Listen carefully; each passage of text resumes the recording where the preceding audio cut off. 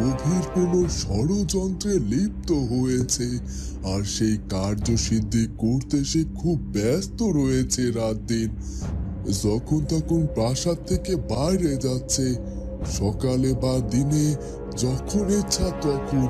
সেই সুযোগ কাজে লাগিয়ে আমি তোমাকে যা যা করতে বলেছিলাম সেসব করেছো তো? হ্যাঁ পিতামশাই, আমি আপনার আদেশ মতো সব কাজ যথাযথ সময় করে ফেলেছি।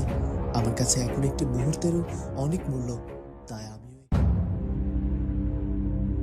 কি ব্যাপার, কি এতটা সময় পেরিয়ে যাওয়ার পরও লতা মার পরীকে এখনো কেন ফিরতে দেখছি না?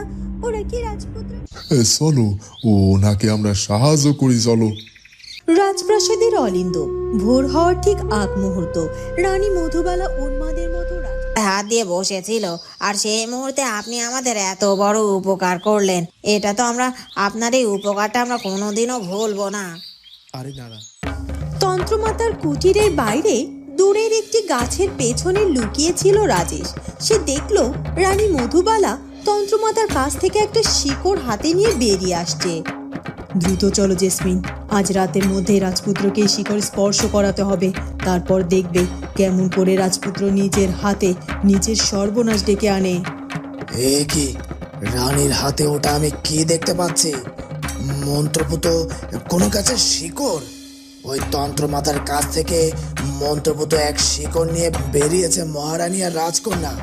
রানী আবার কোন ভয়ানক ষড়যন্ত্র নিয়ে প্রাসাদে ফিরছে? তার হাতে থাকা শিকড় নিশ্চয়ই কোনো মরণাস্ত্র, যেটা দিয়ে রাজপুত্র অথবা চারুলতার মহা ক্ষতি করার পরিকল্পনা করেছে সে। কিন্তু আমি যেহেতু সবটা জেনে গেছি, তবে আমি কিছুতেই রানীর পরিকল্পনা সফল হতে দেব না। না, আমি কিছুতেই ষড়যন্ত্র সফল হতে দেব না। রানীর প্রাসাদে পৌঁছানোর আগেই আমাকে কিছু একটা করতে হবে। কিন্তু আমি তো এখন কারাগার থেকে পালানো আসামি। আমি তো প্রাসাদের ভেতরে ঢুকতে পারবো না। তাহলে মহারানীকে এত বড় অন্যায়ের কাছ থেকে কি করে বাধা দেব? একা আমি কি করব? রাজেশ গভীর চিন্তায় পড়ে গেল। সোনা পাখিকে সেই কবে আমি মধুপুরে পাঠিয়েছি বাবার কাছে খবর পাঠাতে এবং একটি খবর আমায় এনে দিতে, কিন্তু এখনো তো সোনা পাখির কোনো খোঁজই এলো না। সোনা পাখির অপেক্ষায় পথ চেয়ে বসে আছি, কিন্তু সোনা পাখির তো দেখাই পাচ্ছি না। সোনা পাখি কি মধুপুরে গিয়ে পৌঁছতে পেরেছে? বাবার সঙ্গে কি তার দেখা হয়েছে, নাকি সে বাবাকে সবটা বুঝিয়ে বলতে পারলো না? বাবা তো পশু পাখির ভাষায় বুঝতে পারে না, তবে সোনা পাখির কথা কি করে বুঝবে? আর আমিও তো সোনা পাখির কাছে কোনো চিঠিও লিখে পাঠালাম না। তাড়াহুড়োয় কত বড় একটা ভুল করে ফেলেছি। আহারে, সোনা পাখি বেচারি অত দূর পথ পাড়ি দিয়ে গিয়েও কোনো কাজের কাজ করতে পারলো না। ওদিকে মার পরীকে পাঠালাম রাজপুত্র আর পিতামশাইয়ের খোঁজ নিয়ে আসতে। আমি বা কেন এই ঘরে বন্দি হয়ে থাকবো এখন? আমাকে এবার এই ঘর থেকে বের হতেই হবে, আর জঙ্গলে থাকা রানীমা এবং ওর কুকর্মের সঙ্গে ওই তন্ত্রমাতার কুটিরটা খুঁজে বের করতেই হবে। এই কথা বলে চারুলতা পরিত্যক্ত মহলটি থেকে বেরিয়ে জঙ্গলের পথ দিয়ে এলোমেলো পায়ে হাঁটতে শুরু করে। জঙ্গলের আনাচে কানাচে রানীর কোনো গুপ্তচরেরা আবার ওত পেতে নেই তো? আমাকে খুব সাবধানে পা ফেলতে হবে, একটা পাও ভুল জায়গায় ফেলা যাবে না। আর ওই তন্ত্রমাতার শক্তি সম্পর্কে আমার ধারণা অর্জন করতে হবে। তার শক্তির সঙ্গে লড়াই করতে পারে এমন শক্তির খোঁজে আমাকে খুঁজে বের করতেই হবে। নাই শুভ শক্তি হেরে গিয়ে জিতে যাবে ওই অশুভ শক্তি, কিন্তু আমি সেটা কিছুতেই হতে দেব না, কিছুতেই না। রাজপুত্র তখন প্রজাদের সঙ্গে দেখা করতে গ্রামে এসেছিল। তোমাদের ঘাটতি পূরণ হয়েছে তো? চাষাবাদের কাজ শুরু করেছে তো? মাঠে ফসল রোপণ করার কাজ থেমে নেই তো আর? আগে রাজপুত্র, আমরা ইতিমধ্যে মাঠে চাষ করা শুরু করে দিয়েছি। আপনার উপরে আমরা চিরকৃতজ্ঞ। আপনি আমাদের এই দুঃসময়ে পাশে না দাঁড়ালে আমরা যে মহা বিপদে পড়ে যেতুম। হ্যাঁ রাজপুত্র, আমরা সত্যি খুব চিন্তায় পড়ে গিয়েছিলাম। ভেবেই নিয়েছিলাম এ বছরটা আমাদের হয়তো প্রত্যেকেরই না খেয়ে মরতে হবে। প্রজারা মাথায় হাত দিয়ে বসেছিল, আর সেই মুহূর্তে আপনি আমাদের এত বড় উপকার করলেন। এটা তো আমরা আপনার এই উপকারটা আমরা কোনোদিনও ভুলবো না। আরে নারা, আপনারা এভাবে বলবেন না দয়া করে। আপনারা শুধুমাত্র আপনাদের প্রাপ্যটুকু বুঝে নিয়েছেন, আর আমাদের তো উচিত আপনাদের প্রাপ্যটুকু সঠিক সময় সঠিক মতো বুঝিয়ে দেওয়া। বাহ, আপনার কথা শুনে আমাদের মন প্রাণ জুড়িয়ে গেল রাজপুত্র। আমাদের রাজা মশাইও ঠিক যেমন যেমন উদার, আপনার মনটাও তেমন উদার। আপনি আপনি আমাদের ভবিষ্যৎ রাজা হবেন এটা ভেবে আমরা মোটেই চিন্তিত নই। সত্যি সত্যি আমরা প্রজারা যুগে যুগে আপনাদের মতো সৎ আর ন্যায়পরায়ণ রাজার আশা করব। ধন্যবাদ আপনাদের। আপনাদের বলা এসব কথাগুলো আমাদেরকে অনুপ্রাণিত করে সৎ পথ থেকে আপনাদের সাহায্য করার। আপনাদের এসব কথাগুলো আমাদেরকে প্রমাণিত করে সৎ পথে আপনাদেরকে সাহায্য করবার। আমরা রাজবাড়ির সকল মানুষ আপনাদের সবসময় আমাদের পাশে চাই। বিপদে আপদে সবসময় আপনারা আগে আমাদেরকে বোঝার চেষ্টা করবেন, আমাদের পাশ থেকে সরেও যাবেন না। ঠিক আছে রাজপুত্র। ঠিক আছে, তাহলে আজ আমি আসছি। আর হ্যাঁ, আপনাদের যা বলেছি আপনারা কিন্তু সেই মোতাবেক কাজ করবেন। আপনারা যে রাজবাড়ি থেকে সাহায্য পেয়ে বা রাজপুত্র থেকে সাহায্য পেয়েছেন চাষাবাদের কাজ শুরু করবার জন্য, এই কথা যেন মহারানীর কান অব্দি না পৌঁছায়। আর না না, এটা নিয়ে আপনার কোনো চিন্তা করা লাগবে না। আপনার বলা কথা মতো সব কাজ হবে। চারুলতার বাবা তো আমার কোনো কথা না শুনেই চলে গেল।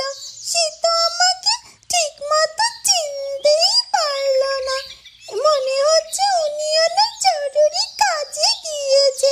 দেখি ওনার কাজ কখন শেষ হয়, তারপর ওনার সঙ্গে বুদ্ধি খাটিয়ে কথা বলতে হবে আমাকে।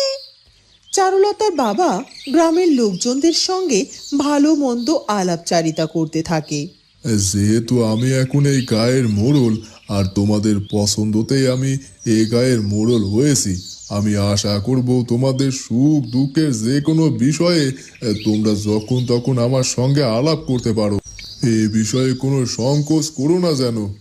না না মোড়ল কর্তা, আপনি আপনি মোড়ল হওয়ার পর থেকে আমাদের তেমন কোনো অসুবিধা হচ্ছে না, তাই আপনার কাছ থেকে কোনো নালিশ জানতেও প্রয়োজন হচ্ছে না আমাদের। আর এতদিন আমরা যাকে মোড়ল মেনে এসেছি তিনি তো আমাদের অনেক কিছুতে ঠকিয়েছেন। আমাদের পরিশ্রম করা অর্থ তিনি আত্মসাৎ করেছেন দিনের পর দিন, আর আমরাও এজন্য তার কাছে ঘন ঘন নালিশ জানিয়েছি, তবে তাতেও কোনো ফায়দা হয়নি। ঠিকই বলেছেন দাদা আপনি। যোগু দাদাকে যেদিন থেকে আমরা মোড়ল মেনেছি ঠিক সেদিন থেকে আমাদের আর্থিক দিক বা মানসিক দিক কোনো দিকেই অসুবিধে হয়নি। যোগু দাদার সঙ্গে মন খুলে দুটো কথা আমরা বলতেই পারি, বিপদে পড়লে তার সমাধানও পেতে পারি। এটাই তো চাই আমাদের। গ্রামের লোকেদের সঙ্গে যখন গুরুত্বপূর্ণ আলোচনায় ব্যস্ত ছিল চারুর বাবা, ঠিক সেই পথ দিয়ে তখন যাচ্ছিল রাজেশের বাবা, ওরফে সুরেশপুর গ্রামের পুরনো মোড়ল। বাবা বাবা বাহ, এখানে দেখছি মোড়ল মশাইকে নিয়ে গ্রামের লোকেরা জরুরি সভা বসিয়েছে। গায়ের লোকেরা তো দেখছি নতুন মোড়লকে পেয়ে ভীষণ খুশি গো, কিন্তু আমি তো এসব দেখে সহ্য করতে পারছি না। এতদিন গায়ের লোকেরা আমাকে মোড়ল ভেবে যে সম্মানটুকু দিয়েছে এখন তো সে সম্মানটুকুই দিচ্ছে না। এমনকি গায়ের একটা বাচ্চা ছেলের সম্মানটুকু আমি পাচ্ছি না। না না, এত অপমান আমি মেনে নিতে পারছি না। আমার বুকের ভেতর বড় ব্যথা হচ্ছে। হঠাৎ হঠাৎ আমার বুকে এমন চাপ অনুভব কেন হচ্ছে? আহ আহ হঠাৎ করে পুরনো মোড়ল মশাই তার বুকে ব্যথা অনুভব করতে করতে মাটিতে লুটিয়ে পড়ে, আর চারুলতার বাবা সহ প্রতিটি লোকই তাকে মাটিতে পড়ে থাকা অবস্থায় দেখতে পায়। এ কি, এ তো দেখছি আমাদের গায়ের মোড়ল মশাই, রাজেশের বাবা। উনি হঠাৎ এইখানে এভাবে মাটিতে লুটিয়ে পড়লেন কেন? কেন আবার? আপনার সঙ্গে আমাদের ভালো মন্দ কথা হচ্ছে, এই শুনে হয়তো সেটা সহ্য করতে পারেনি, তাই হয়তো অজ্ঞান হয়েছে।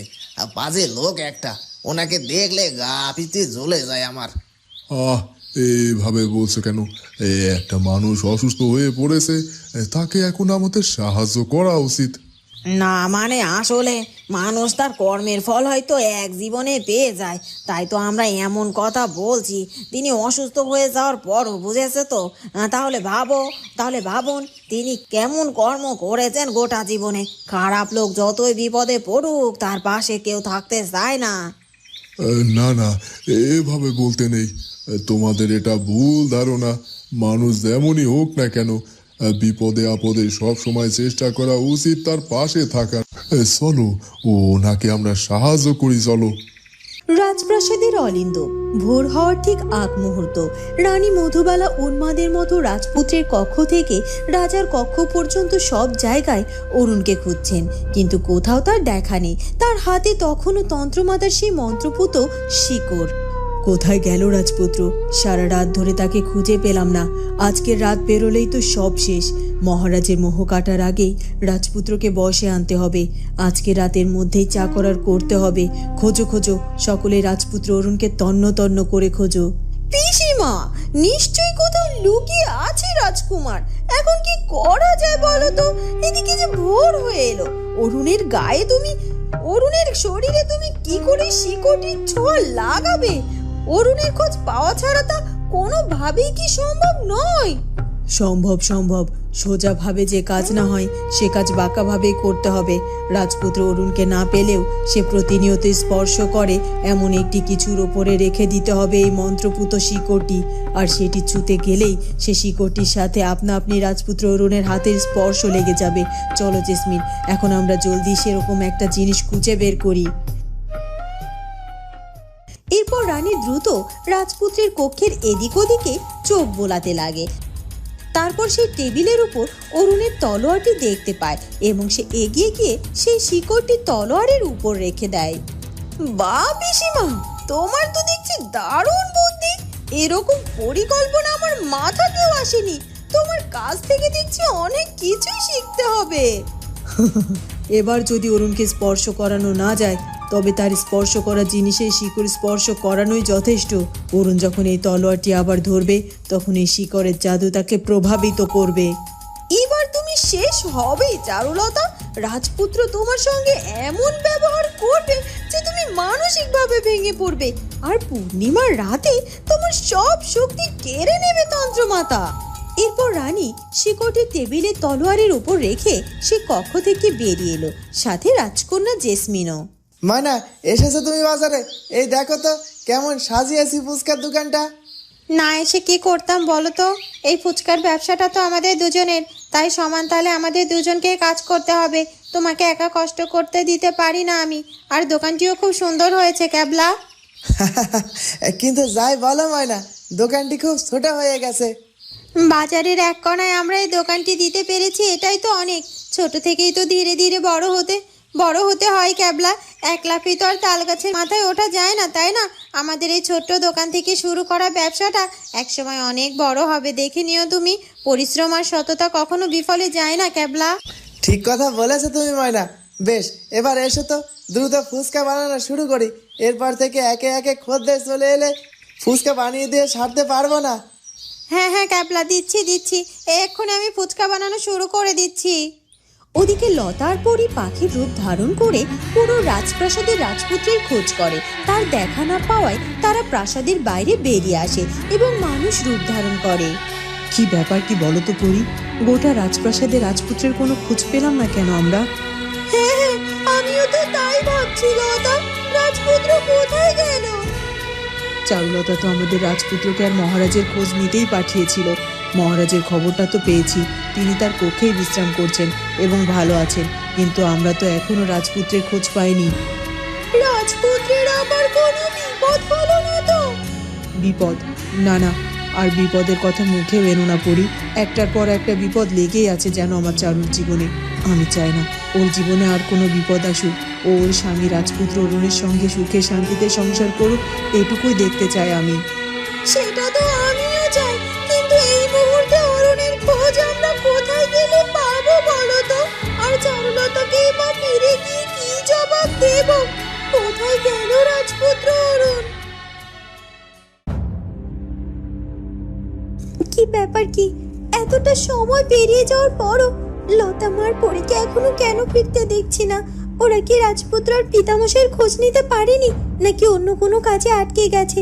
তাই হবে হয়তো রাজপুত্রের সঙ্গে জরুরি কোনো পরিকল্পনায় ব্যস্ত আছে ওরা। ফিরে এলেই সবটা জানতে পারবো। আমিও তো এই জঙ্গলের এখানে ওখানে সে কখন থেকে ঘুরে বেড়াচ্ছি, কোনো কিছুর কোনো নিশানাই তো দেখতে পাচ্ছি না। এসব কথা বলতে বলতে চারুলতা তন্ত্রমাতা সেই কুটিরের সামনে গিয়ে দাঁড়ায়। কি জঙ্গলের এত গহীন একটি কুটির দেখতে পাচ্ছি যে? এখানে কোনো সাধারণ মানুষ থাকে নাকি? এখানে সাধারণ কারোর তো থাকার কথা নয়। তার মানে কি এটা ওই তন্ত্রমাতার কুটির? লতামার পরি কি আমাকে তবে এই কুটিরটার কথাই বলেছিল? এখানে প্রতিনিয়ত আসা যাওয়া করে মহারানী মধুবালা এবং এই কুটিতে থাকা তন্ত্রমাতার সঙ্গে সকল কুকর্মের পরিকল্পনা করে এখানে এসে। এগিয়ে গিয়ে দেখে আসি, নিশ্চিত হতে হবে আমাকে এটাই সেই তন্ত্রমাতার কুটির কিনা। এরপর চারুলতা সেই কুটিটির দিকে এগিয়ে যেতে থাকে। ওদিকে রাজপুত্র তার প্রয়োজনীয় কিছু কাজ সেরে রাজপ্রাসাদে ফিরে যেতে থাকে। পরি আর লতা তখনও রাজপ্রাসাদের দিকে নজর বুলিয়ে যাচ্ছিল, তাই তারা রাজপুত্রকে একা পেয়ে গেল। ইস, কাজটা সেরে আসতে আসতে অনেকটা দেরি হয়ে গেল। পিতামশাই তো বলেছিল যত দ্রুত সম্ভব কাজটা সেরে যেন আমি ফিরে আসি, কিন্তু আমার তো অনেকটা দেরি হয়ে গেল। কে জানে মহারানী মধুবালা এতক্ষণ আমার খোঁজ করছেন কিনা। যাই, শীঘ্রই প্রাসাদের ভেতরে যাই, আর এক মুহূর্ত প্রাসাদের বাইরে থাকা যাবে না। ওই দেখো পরি, রাজপুত্র হয়তো কাজে প্রাসাদের বাইরে গিয়েছিল আর এখন রাজপ্রাসাদে ফিরে এসেছে। হ্যাঁ, তাই তো দেখতে পাচ্ছি। যাক, এবার অনেকটা নিশ্চিত হলাম আমি। শাহকে ফিরে গিয়ে বলতে পারবো রাজপুত্র ভালো আছে। চলো লতা, শিগগিরই ফিরে গিয়ে চারুলতাকে খবর দিতে হবে। না না, রাজপুত্রের সঙ্গে তো আমার আগে কথা বলতে হবে। চলো আগে রাজপুত্রের সাথে কথা বলি, তারপর না হয় যাব।